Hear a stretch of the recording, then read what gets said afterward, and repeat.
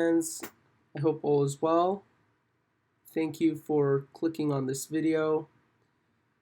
The way I wanted to structure this podcast is as follows. So first, I wanted to go over the first three games that the Yankees had with the Blue Jays, and then I would like to go over some news that is surrounding baseball that I think can apply to the Yankees. So with that being said, let's go on to Game One. So for Game One, obviously, the Yankees ran into a buzzsaw. Okay, for whatever reason, Bo Bichette decided to turn it around and start to destroy the Yankees. The Yankees did have a couple of errors, which again I'll get to a little bit later, but the Yankees ran into a buzzsaw, and you can't really, sometimes teams run into buzzsaws and it's just for like one game, and there's nothing you really can do about it unless you have a really stellar pitcher. Which, if you're a stellar pitcher, you would be able to shut down Bo Bichette, but we had Clark Schmidt on the mound, and Clark Schmidt this is his first season of being a starter in which he's actually good. So, yeah, and we know that Clark Schmidt also is an up and down starter. He has a couple of really, really good starts, and then he throws in a couple of clunkers. Now, this wasn't his worst start, but this wasn't one of his best starts either. Okay, he did have, I think at some point in the game, like 8 batters retired. I do think where the game got away from the Yankees is when they made the error, I think, in the 4th inning. So, again, the Yankees have to clean that up. Too many errors this season, and I just don't think Yankee fans understand that. I believe personally that these errors are actually affecting the Yankees' W's. They're not getting as much wins as they're supposed to because of these errors, for whatever reason. Okay, with that being said, let's move on to Game 2. Game 2, again, the Yankees lost this game, just like they did in Game 1. But with Game 2, we had a stellar performance from Michael King. He had 13 Ks, he went 7 innings, which is amazing because the Yankees are looking for starters. The Yankees really don't have that many right now. It's like almost a makeshift as of now. And the Yankees, hopefully for next season, are looking for some actual starters. And Michael King really, really did the business. He came in and struck out 13 people, and that's really, really good. Within this game, I was looking at it, and I just, in my opinion, Aaron Boone got tossed out of this game because, my God, I don't know who the umpire was, but he just decided that if it's by your toes, it's a strike. That's what he decided. If it's by your toes, it's a strike. If it's all the way by right field, it's also a strike. Whatever it is, it's always a strike. That's what the guy said. That's what he came in with. I think that's what his eyes told him. But with that being said, I do think that specific thing that the umpire was doing, where he just gave a lot of bad calls to the Yankees, did get into their heads a little. And for that reason, I don't believe they were, not that they weren't trying, but they weren't as like, okay, we're going to get this. We're going to get the next one. Okay, maybe the umpire is going to get better. I just think they kind of almost, not gave up, but had a tinge of giving up, and a little bit of that can really mess up a player, mess up a team, because the Yankees, basically everybody were just like, oh, strike 3 by the toes? Oh my God, we're going to have a long day tonight. And I just don't think the Yankees were, came in with, okay, we're going to try to work around it. We're going to try to work with his strike zone. And the Yankees, the truth is, the Yankees shouldn't have to. We shouldn't have to expand the strike zone. We always talking about how the Yankees had so many strikeouts, but maybe they're not seeing the ball. But in my opinion, they did see the ball, Just the umpire really screwed them up. And hopefully in the future, as the kids get older, as the veterans get, I guess, a little bit smarter, just to not let it get to them as much. And that's what we need. Within this game, also, I realized that I think also we're gonna touch on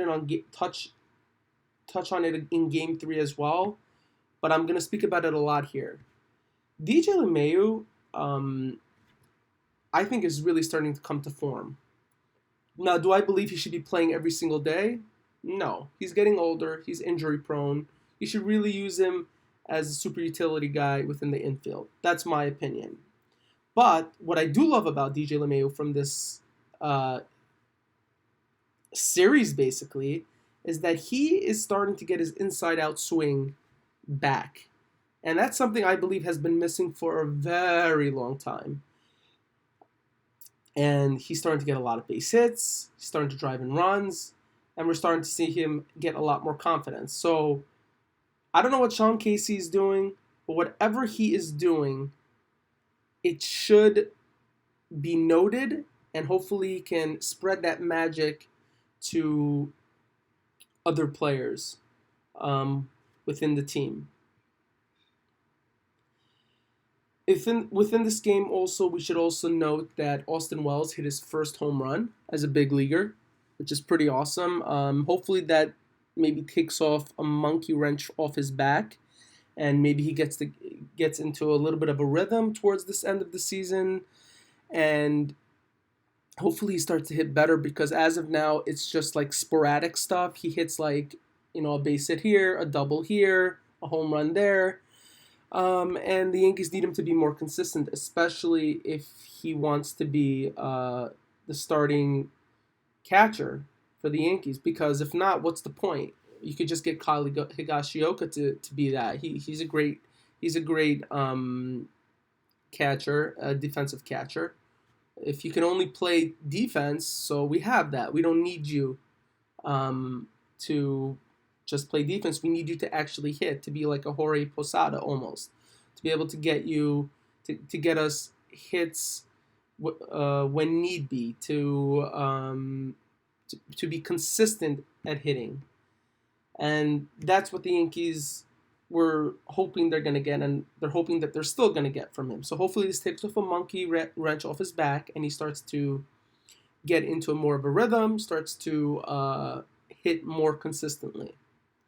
Let's get to Game 3. So, in this game, with Game 3, this is why Gerrit Cole is the ace of the staff. Straight up, no questions asked. The Yankees were on a 2-game skid. This could get really messy. We know from earlier in the season that the Yankees can really just continue to slide and slide and slide down the mud. But he said no. I'm going to stop this bleeding right here, right now. He went 6 innings without giving up a hit. He had a perfect game. There was Alejandro Kirk, who always, I believe, hits the Yankees. I don't know why, but he always hits the Yankees, and he broke up the no-hitter. And in Game 1, I also believe he hit he buried the Yankees also with a 2-run homer. Also, in my opinion, Gerrit Cole is going to win the Cy Young, because he just stamped it. He got 100 pitches. He went, I think, like 8 innings or something. So he's going to win it. Aaron Judge also in this game had an RBI double. Estevan Florial had a nice RBI double as well. His swing was nice and a line drive swing, which, the Yankees need some more of those, and not only because the Yankees basically have mostly home run hitters, which means that their swing is mostly on an angle. But the Yankees need much more line drive hitters, and hopefully he can be that for the Yankees, at least till Jason Dominguez comes back. comes back. Obviously, we don't know if he's going to be on the team next year, but the Yankees are going to need a center fielder, and he may be a cheap option for the Yankees. There is also another thing that I wanted to discuss about this game, and just in general. Foul Territory was speaking about how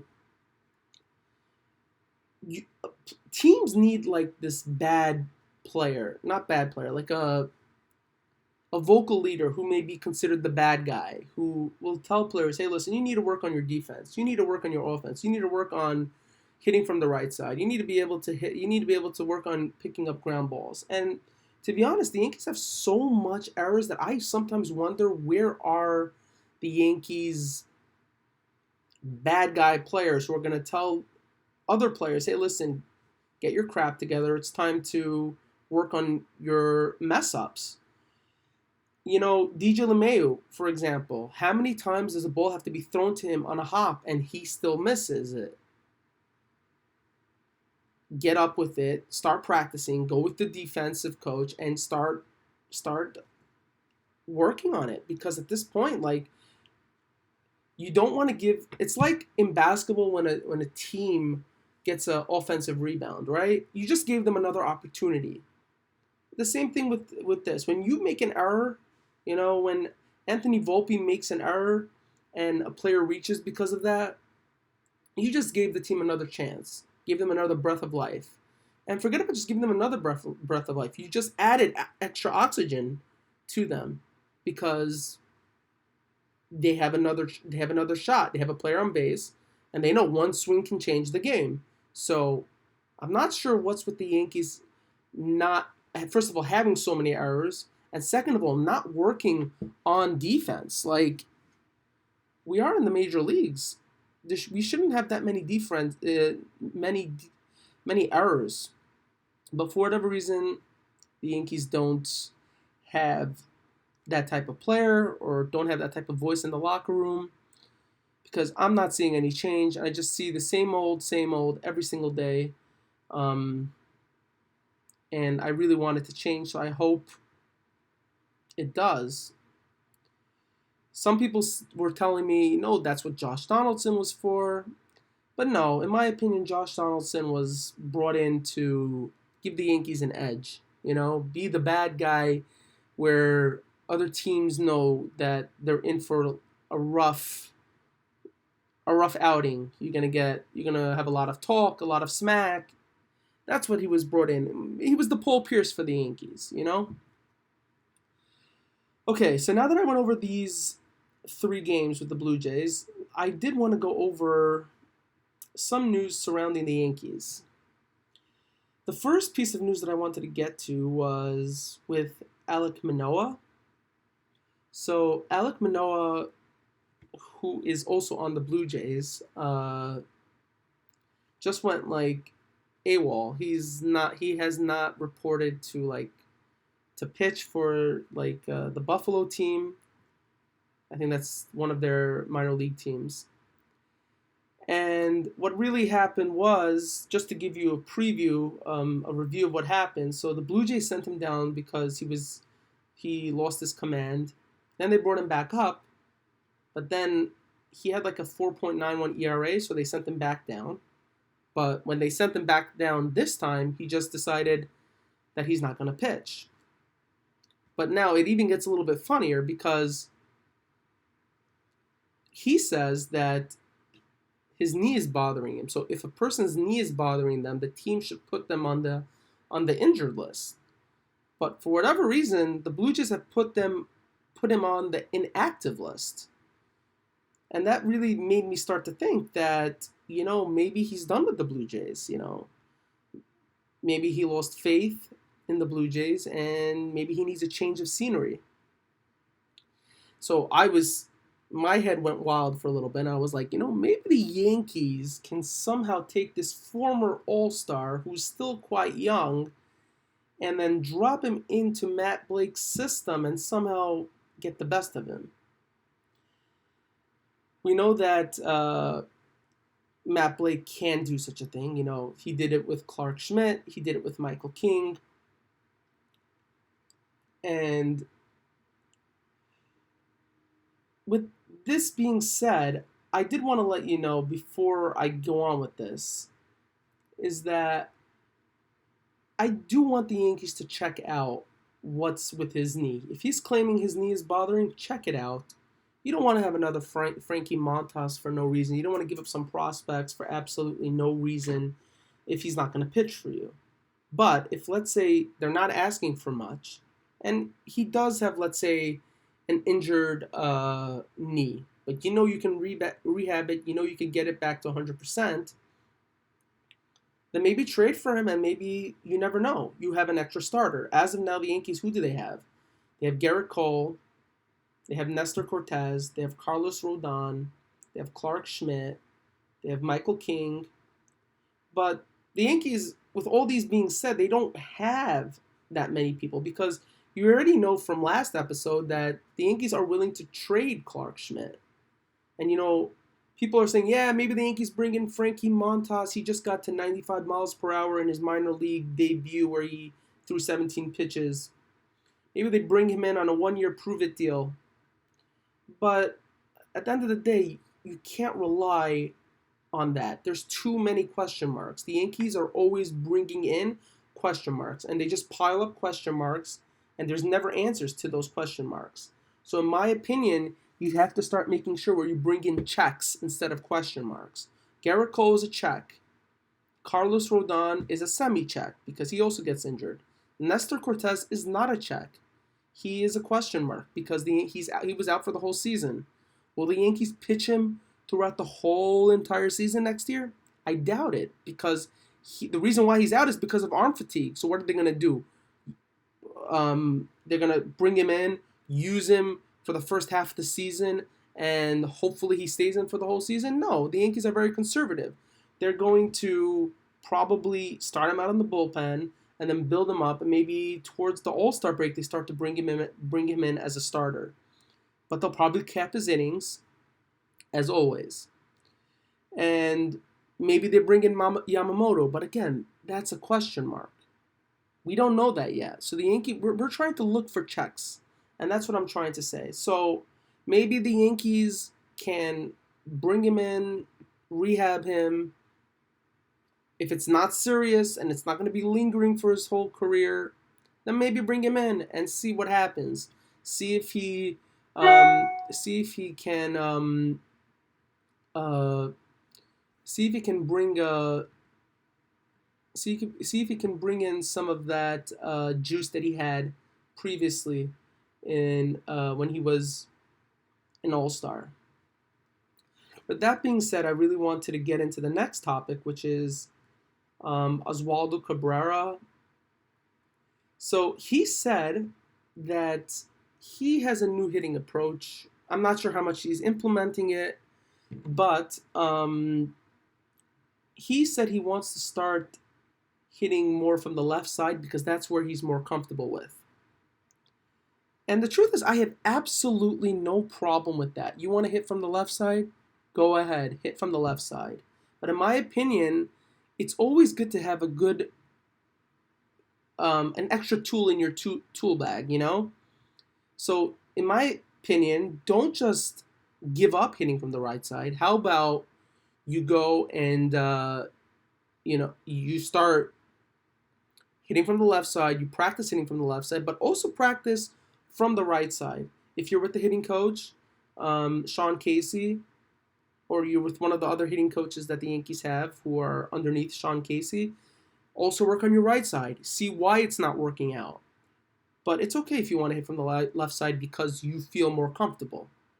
So go ahead, hit from the left side, but don't give up the right side because it's an extra tool in your tool bag, and the Yankees need as many tools as they can get because the Yankees need to be fixed. And with the next piece of news I wanted to get to is with Stanton. So we know Stanton has been really sucking it up. He's been hitting into a lot of double plays. He's been getting a lot of strikeouts. But there was something that caught my eye this past week, and I know there was a host on not ESPN, on WFAN that was speaking about it. But I saw somebody else on YouTube speaking about it, where with Trey Turner on the Phillies. So as you know, Trey Turner has been having a very, for a while, has been having a down year. But then all of a sudden he turned it on. So what happened that he turned it on? So it turns out that there was this guy who is a very big Phillies influencer, and he said, "You know what? Let's just cheer him on for this whole game. We'll just cheer him on every time he comes up to bat." And lo and behold, I think it was I don't know how many people were on base, but what should have been an out ended up being a home run. He came in, and all of a sudden he hears the cheers, and he slams that ball into the left field porch. And from there, he just took off, and he's been having a turnaround season since then. And this reminded me of our previous players. We had Joey Gallo. We had Aaron Hicks. How much did we boo them? We booed them so much that they really became a shell of themselves. We have to understand these players are not from the old generation. They're from the new generation where they hear the outside noise. They care about the outside noise. They want to be loved. And we as Yankee fans, we came in and we literally made them despondent. But now look, Joey Gallo and Aaron Hicks are both off the Yankees, and Joey Gallo's on the Twins and Aaron Hicks is on Baltimore. Now look what they're both doing for their respective teams. I mean, Joey Gallo is not having the greatest season, but he's having a better season in left field than he did with the Yankees. That's for sure. And what we can't even dispute at all is what Aaron Hicks is doing. Aaron Hicks, when he was on the Yankees, he was sucking it up, but now he's with the Orioles, and he's playing outstanding. So in my opinion, yes, is it warranted that Stanton should be booed? 100%. He deserves it. He's not playing well. We paid for tickets. We care about you doing bad or good. But maybe we have to just take a strategy out of the Phillies playbook, and instead of booing him, let's cheer him on. And hopefully that maybe jolts him into hitting better. Do I think that Stanton's swing needs to be changed? Of course. It's like he's almost hitting a golf ball at this point. Do I think they need to send him to Driveline to be able to change his swing a little bit? Maybe get Aaron Judge's hitting coach? Of course. That's 100% true. I do believe so. But at the same time, maybe we can help the fact with just cheering him on. Let's be reminded, he is going to be here for another 5 years. The Yankees, in my opinion, are not going to give up so easily, and they're not going to just get rid of his contract that easily. Okay? No team is going to want him if he sucks that bad. They're going to wait for the Yankees to cut him, and then they're going to take him, and he's going to be on the Yankees' payroll. So, let's try a different strategy. Maybe it's time to get to cheer Stanton on instead of booing him. There is one more thing I wanted to get to, and that is with Carlos Rodon. So it turns out Carlos Rodon has a 3.33 ERA when pitching to Austin Wells. And I think he has 3 starts with Austin Wells. But when he pitches to Higashioka or Ben Rortvedt, he has a 7 ERA or over a 7 ERA. With that being said, I think that's awesome news for the Yankees because you need pitchers to be comfortable to pitch to your starting catcher. Okay, especially if you have Garrett Cole, who is very picky with who catches him. And in my opinion, if Austin Wells already has Carlos Rodon on board and he has just a 3.33 ERA in just 3 starts, that means they didn't have that much continuity to get together. Maybe it's time that other pitchers should try him out instead of having Higashioka, which I think the Yankees are doing anyways, but maybe a little bit more often. But again, as I said in the earlier video, the Yankees need him to hit, because if not, the Yankees have Higashioka, the Yankees have Rortvedt. They don't need another catcher to be a good defensive catcher. We need our Jorge Posada, who actually played defense and actually hit the ball when needed. And not just when needed, he was consistent. He was a consistent hitter for us. So in my opinion, that's very good news. Don't take it with a grain of salt. That's especially for a rookie. But he does need to get better. And I'm hoping that with this home run that he had in Game 2, stuff starts to change around. Maybe a monkey wrench comes off his back and he starts to hit more for average. Okay, so with that being said, thank you guys for watching. Please subscribe, hit the bell, hit the notification bell, and share this video. Share it with your friends. If you like something, comment down below. Don't worry about it. Tell me what you want to hear. Follow me on Instagram. And I'll see you on the next one.